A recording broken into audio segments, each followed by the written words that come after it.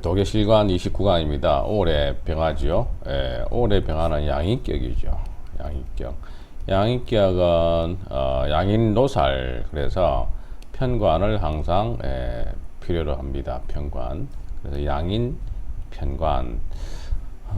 사평서에서는 이걸 양인노살이라고 하죠. 양인은 살이 노출되어 있는 것이 좋다. 살이 없으면은 양인용급, 이렇게 양인용급해서 급제를 보는 것이 좋다. 그래서 양인과 편관은 균형을 이루어야 좋습니다. 때문에 살인균정, 살인상정 이런 말을 쓰죠. 살인 칠살과 편인과 양인은 상정, 서로 균형되어야 좋다.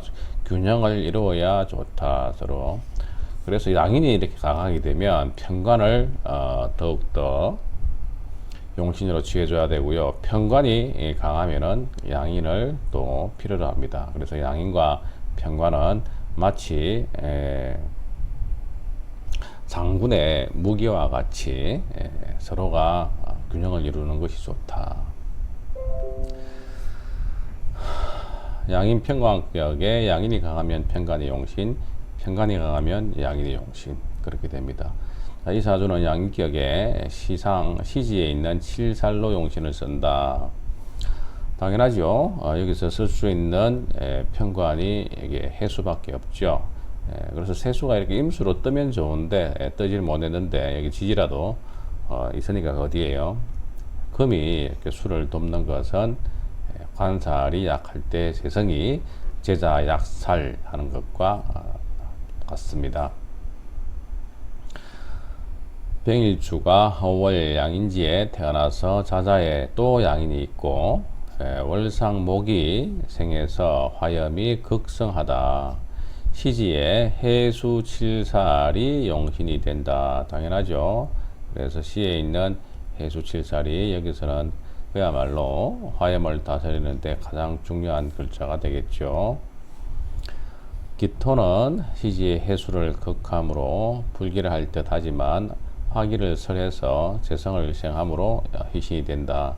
성간에 이렇게 식상과 관성이 서로 다투고 있지 않기 때문에 뭐 크게 기토가 해롭지는 않습니다. 자하에 양인이 자하 양인의 처궁이 불길할 듯하나 기토가 상관생제해서 유력함으로 재성을 생해서 병신 합수함으로 길하고 자녀도 장성했다. 대개 이제 일주에 양인이 있는 것이 병호, 임자, 그리고 합병호, 무오 뭐 이 정도죠. 그래서 여기 있는 병호, 임자, 무오 일주들은 일주 양이라서 배우자 궁을 매우 불리하게 보는 일주들이죠.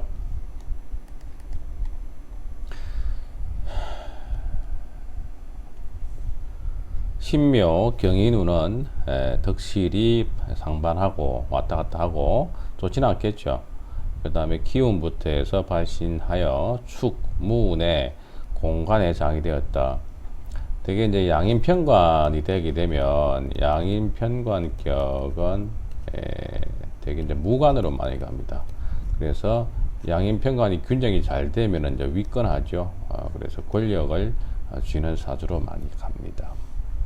자, 정해 운도 길하고 무병수루는 불길하다. 병술은 72대운이네요. 병술. 그러면 이제 화가 더 강해지고 인호술 화국에 토극수 하게 되면 화염에 불길하겠죠. 그래서 화가 많으면 수가용신이라는 말도 되고, 특히 격국에서는 항상 양인편관격을 기억을 하시기 바랍니다. 양인편관격. 자, 다음 사주 양인칠살격이다. 올해 병화다. 근데 올해 병화가 수를 많이 보고 있네요. 그래서 편관칠살이 굉장히 강하죠. 이렇게 살이 강하게 포진되어 있습니다. 그래서 양인 화의 기운은 병화가 월지에 이렇게 의지를 하고 있죠. 본래 월지를 가지면 신강하지만 다른 글자들에 비해서 상대적으로 약해졌죠. 그래서 강변위약이다. 오리가 신약이죠. 그래서 양인과 편관은 균형을 항상 이루어야 되죠.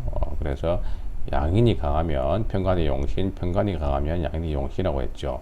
이 사주에서는 어떻습니까? 편관이 훨씬 강하죠. 이렇게 편관 수의 기운이 굉장히 강하기 때문에 양인의 기운을 좀 보강을 해야 되는 상황입니다. 때문에 용신은 오화 양인이 되겠죠. 기억하세요. 양인이 강하면 편관이 용신, 편관이 강하면 양인이 용신.